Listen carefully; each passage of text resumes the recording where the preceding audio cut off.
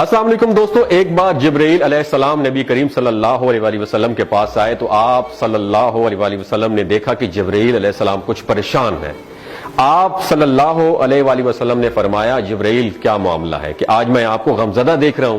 تو جبرائیل علیہ السلام نے عرض کی، اے محبوب، کل میں اللہ پاک کے حکم سے جہنم کا نظارہ کر کے آیا ہوں، اس کو دیکھنے سے مجھ پہ غم کے آثار نمودار ہو رہے ہیں۔ نبی کریم صلی اللہ علیہ وسلم نے فرمایا کہ جبرائیل مجھے بھی جہنم کے حالات بتاؤ۔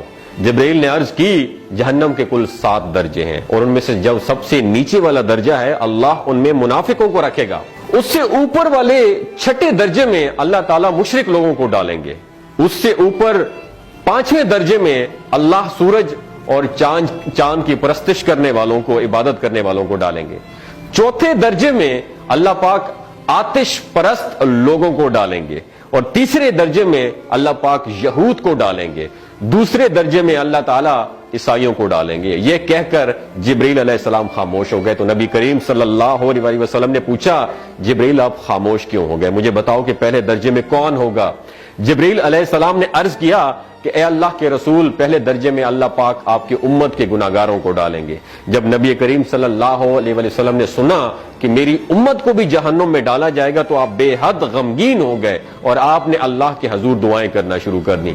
3 دن ایسے گزرے کہ اللہ کے محبوب مسجد میں نماز پڑھنے کے لیے تشریف لاتے، نماز پڑھ کر حجرے میں تشریف لے جاتے اور دروازہ بند کر کے اللہ کے حضور رو رو کا دعائیں فرماتے۔ صحابہ حیران تھے کہ نبی کریم صلی اللہ علیہ وآلہ وسلم پر یہ کیفیت کیسے طاری ہوئی ہے، مسجد سے حجرے جاتے ہیں، گھر بھی تشریف لے کر نہیں جا رہے۔ جب 3را دن ہوا تو سیدنا ابو بکر صدیق رضی اللہ تعالیٰ عنہ سے رہا نہیں گیا، وہ دروازے پر آئے اور دستک دی اور سلام کیا، لیکن سلام کا جواب نہیں آیا۔ آپ روتے ہوئے سیدنا عمر رضی اللہ تعالیٰ عنہ کے پاس آئے اور فرمایا کہ میں نے سلام کیا لیکن سلام کا جواب نہیں پایا، لہٰذا آپ جائیں، ہو سکتا ہے آپ کو سلام کا جواب مل جائے۔ آپ گئے تو آپ نے 3 مرتبہ سلام کیا لیکن سلام کا جواب نہ آیا۔ حضرت عمر رضی اللہ تعالیٰ عنہ نے سلمان فارسی کو بھیجا لیکن پھر بھی سلام کا جواب نہیں آیا۔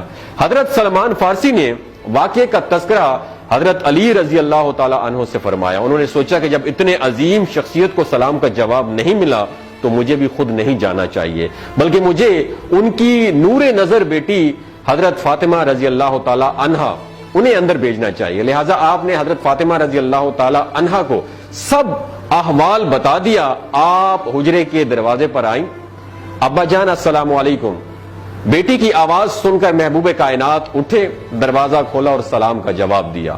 ابا جان، یہ آپ پر کیا کیفیت ہے کہ 3 دن سے آپ یہاں پہ تشریف فرما ہے؟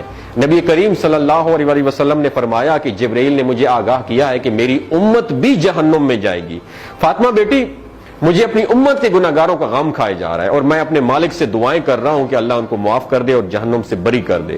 اور یہ کہہ کر پھر آپ سجدے میں چلے گئے، رونا شروع کر دیا، یا اللہ میری امت کے گناہگاروں پر رحم کر، ان کو جہنم سے آزاد کر کے۔ اتنے میں حکم آ گیا، وَلَسَوْفَ يُعْطِيكَ رَبُّكَ فَتَرْضَىٰ، اے میرے محبوب غم نہ کر، میں تم کو اتنا عطا کروں گا کہ آپ راضی ہو جائیں گے۔ آپ خوشی سے کھل اٹھے اور فرمایا کہ لوگوں، اللہ نے مجھ سے وعدہ کر لیا ہے کہ روز قیامت مجھے میری امت کے معاملے میں خوب راضی کرے گا، اور میں اس وقت تک راضی نہیں ہوں گا جب تک میرا آخری امتی بھی جنت میں نہ چلا جائے۔ بولتے ہوئے آنکھوں سے آنسو آنا شروع ہو جاتے ہیں بندے کے، کہ جب بندہ سوچتا ہے کہ ہمارا نبی صلی اللہ علیہ وسلم اتنا شفیق اور غم محسوس کرنے والا ہے اور بدلے میں ہم نے ان کو کیا دیا۔ آپ کا 1 سیکنڈ اس ویڈیو کو دوسرے لوگوں تک پہنچانے کا سورس ہے۔ میری آپ سے عاجزانہ اپیل ہے کہ لا حاصل اور بے مقصد پوسٹیں ہم شیئر کرتے رہتے ہیں، لیکن آج اپنے نبی کی رحمت کا یہ پہلو کہیں ہم سے مس نہ ہو جائے۔